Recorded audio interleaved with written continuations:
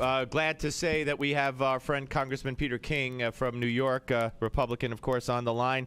Hey, Congressman, how are you, sir? Doing fine, Steve. Thanks for making time. I know we got really messed up from the lockdown. Tell us where you were and how it affected you. Actually, I didn't realize it, but I was right near it. In fact, a Yahoo reporter went to Fox News and said that he was interviewing me at the time it happened. I was walking on the House side of the Capitol, from the Capitol building to the Cannon office building at about 2:24 or so. I entered the interview with him and crossed the street and went into my building, the Cannon building. And just as I arrived in the building, these screeching noises go off, which are, the notice that something very serious has happened.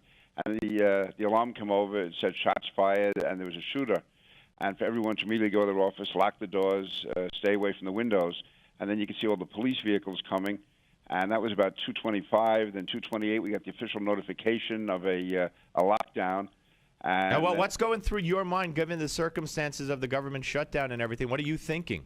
Actually, I'm thinking of two things, and I'm only saying it now because I didn't want to even speculate before. I thought it could definitely have been involved with the government shutdown. It could have been a disgruntled employee, a disgruntled citizen, and then also, ever since 9/11, you have to think that it could be a terrorist attack. That it could be tied into that. You have to always assume there's potential of that. So, right. Well, thank God, it didn't get too far. One police officer injured, and we don't know the extent, and we don't know whether or not the woman driver was killed by the police or not. But we'll find that out. I'm glad everybody's okay, except for the officer and the perpetrator. Let's move on because I know you got votes in a few minutes. What are you going to be voting on?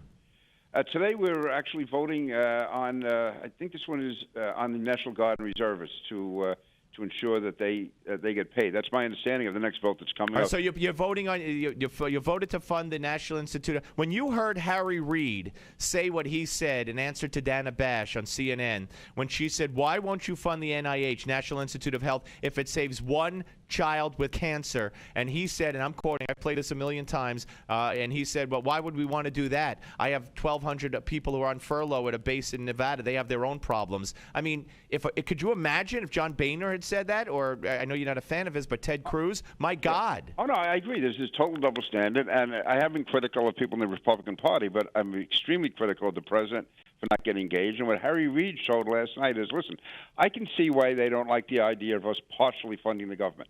I'm against the defunding of shutting down the government. Having said that, there's no reason at all why they should not be voting to open the government as the money becomes available. So if it is available for veterans, if it is available for the national parks, if it is available for the District of Columbia and for the NIH, they should definitely vote for it and want to make their case. That's where they overplay the hand and they show their true colors. And for Harry Reid to say that, it was, I don't care what your views are. When you hear, I can't think of anything more troubling to me in the world, more distressing to hear of a child with cancer. That has to be the worst nightmare. And for him to give a standard political answer when the question is about kids suffering from cancer, it was terrible. And it showed how they are dug in partisan-wise. And again, I hate to say this, if there's anything good politically comes out from it, it shows part of what John Boehner is up against. All right. So, do you believe they want it? You believe the president wants it? Today, he demagogued in effect on the debt ceiling with immigration. I'm sorry, with Social Security checks, telling seniors to be and warned the world that hey, this we may default. You better watch it. And he's driving the markets down. But let me ask you this: is it possible? Are you hearing anything about a behind-the-scenes negotiations at all? Are you hearing anything about a possible deal combining this, some kind of budget and the raising of the debt ceiling, where this will all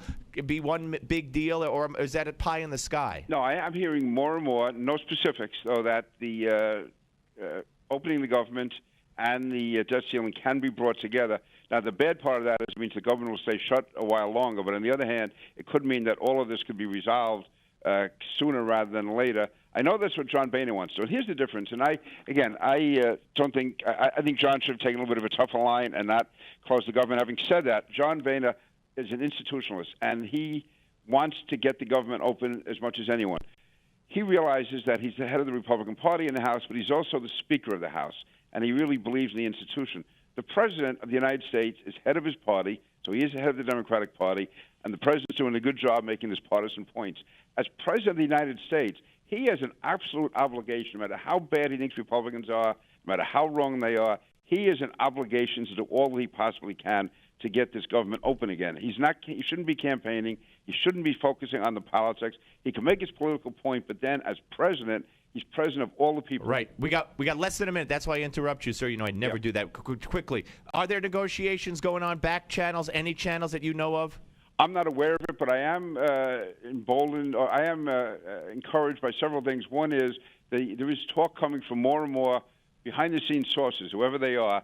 You're hearing it from media, you're hearing from staff people, that they do want to combine the debt ceiling with the from the Democrats shutdown. too, right?